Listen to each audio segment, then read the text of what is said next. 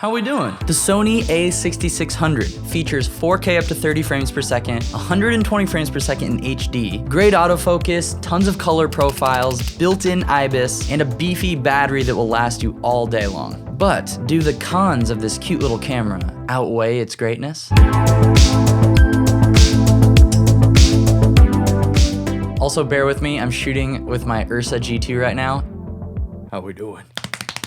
Wake up. I had really high expectations about the A6600's IBIS, especially coming from the Panasonic GH5. I just was used to having very good IBIS. Being totally honest with you guys, this camera's IBIS falls flat on its face. Even just walking through an open room very slowly, it feels like the IBIS is doing nothing. Let's do an autofocus walking test, or steady shot.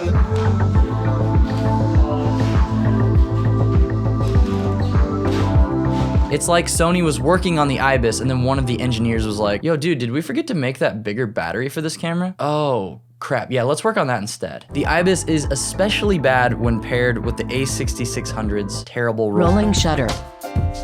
Look, I'm all for any and every camera having a 4K crispy option to shoot in. I'm shooting in 4.6K RAW right now. Sick brag. I love pixels. And now that we all have 4K cameras sitting in our pocket, it has become the new standard. But Sony, if you can't do 4K correctly, just keep it HD, brother. Here in this 4K shot, you can see a beautiful, innocent little oak tree being absolutely decimated by Sony's rolling shutter. I thought you cared about the environment, Sony. However, in 1080, the rolling shutter is actually totally manageable. You'd think I would have learned my lesson after testing the 4K in the A6400 a while back and seeing how bad that rolling shutter was.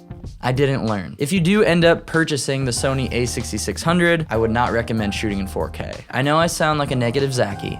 Let's move on to some pros about this camera. Autofocus, baby. Canon and Sony are the two top dogs when it comes to dual pixel autofocus. And Sony really flexed their muscles with autofocus in the A6600. You can even film animals and have their eyes be in focus. That's pretty neat. In my early tests of this camera, I had the autofocus speed turned all the way up and it was kind of jumpy and unnatural looking. Then I tested the normal and slower speeds of the autofocus motor and I realized that that was a really good setting to get a more natural or human looking autofocus. And during my time with the camera, I was using the Sigma 16mm 1.4 and it did a great job with autofocus. I had no issues with it. I've never used G Master lenses, but I'm assuming that those would be just as good, if not better, since they're built for the Sony camera systems. And since I recently tested the 90D, I do have to say I think Canon is still the king of autofocus. I think we kind of all think that. But you're gonna get great results if you go with Canon or Sony. And Fuji now, I think. Smash like for cool cameras.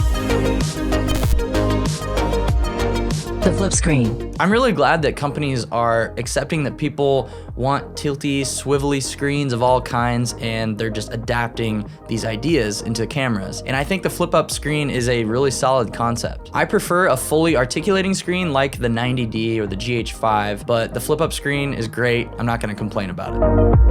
I did run into one issue with the screen where when I had a microphone on top of the camera, the screen kind of flipped up and would touch the back of the microphone. One problem I'm having is that the screen is behind the microphone, so framing this kind of stuff is hard. I think there might be a cage that you can buy that offsets the microphone cold shoe. So if you have a microphone or anything mounted there, you basically can't see the screen at all. This wouldn't be a problem if you just use the internal microphone, which doesn't sound very good, or if you use like an external lav mic. But for all of us pretentious selfie filmmakers who are filming ourselves with big honkin' shotgun mics, it's an issue. To fix this problem, you can buy a small rig cage for the Sony A6600. It offsets the cold shoe to the right side of the camera when you're holding it, allowing full vision of the screen when you flip it up behind the camera. It's also worth mentioning that Sony does give us the option to control the brightness of the monitor on this camera, and when you max it all the way up, it actually does a pretty good job in daylight. I was filming in really bright conditions for a couple of days on my trip, and I didn't notice any problems. I wasn't bugged by the brightness or anything. Good job, screen. Battery life. Remember when everybody used to complain about Sony battery life? Those days are over. There's not much to say about the battery life of this camera other than it's really, really good. And because we have a bigger battery in this camera, we also get a bigger battery grip, and it just feels really, really nice in the hands. It's a small camera, but the girthy, deep grip of the camera just feels really nice. At the end of the day, and honestly, with Dang it.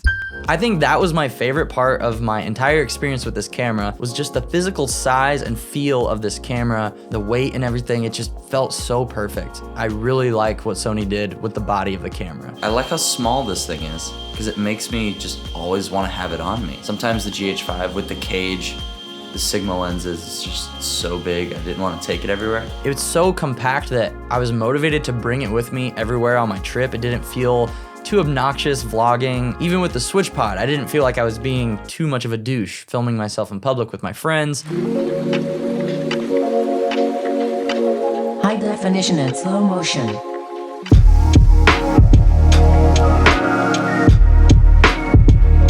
In HD, you can shoot all the way up to 120 frames per second, which seems to be the rage with all the kids these days. Shooting in slow motion sounds nice, but the A6600's bit rates are so low that each frame barely gets any quality, and that results in noise and color issues. And I know this camera isn't supposed to be a high-end cinema camera or anything like that, but it is $1,200, and you can get some really good slow motion from other cameras that are $1,200 or less. If I were using this camera, which I won't be anymore, I'd shoot in 1080, 24 frames per second for regular talking stuff and vlog stuff. And for slow motion stuff, I'd probably just keep it to 1080, 60 frames per second. That way each of those frames gets a little bit more bit quality, bit rate. The 120 does look pretty good outdoors, but shooting indoors at all, I would totally avoid it. I will say, good luck editing the footage on this camera. I have a maxed out 2017 iMac with 64 gigs of RAM. Sick brag. And I've never edited chuggier footage in my entire life. I made proxies for every file, and then even using proxies,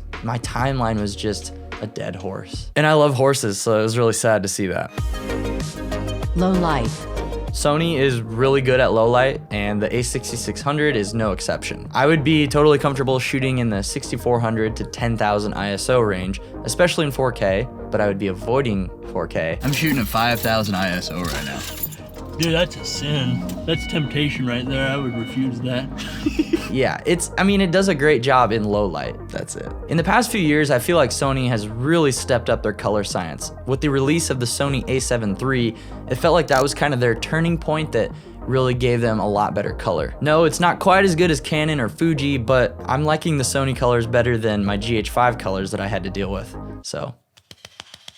And I know I talk about this all the time, but I love using Film Convert because it takes the color of these cameras and just gives everything a more filmic and contrasty look. Also, throughout my testing, I had the Tiffin Quarter Pro Mist on the Sigma 16mm. I just really like those creamy highlight flares, so if you're wondering how I got that, there's a video. This camera is a weird one for me. Initially, I was considering buying it and using it as my main talking camera and vlogging camera. Then I remembered the A6400 is basically the A6600 with worse battery life and no IBIS. Then again, the A6600's IBIS is kind of non-existent, so they're very close. So if you're thinking about getting the A6600 for talking kinds of videos, I would actually just skip it and get the A6400 for cheaper. You still get really good autofocus in the A6400, and you could just power the camera from an external USB battery. For vlogging and travel, the body of the A6600, the compactness, the size, the portability is as good as it gets, but then I remembered how much I liked the 90D. Even though the 90D is bigger and bulkier,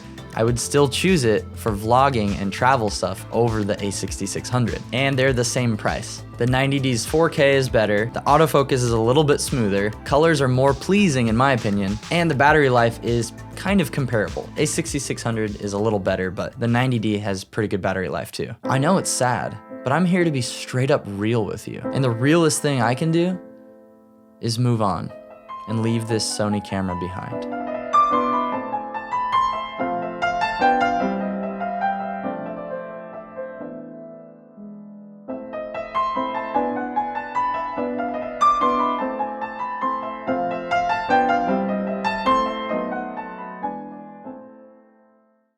Success.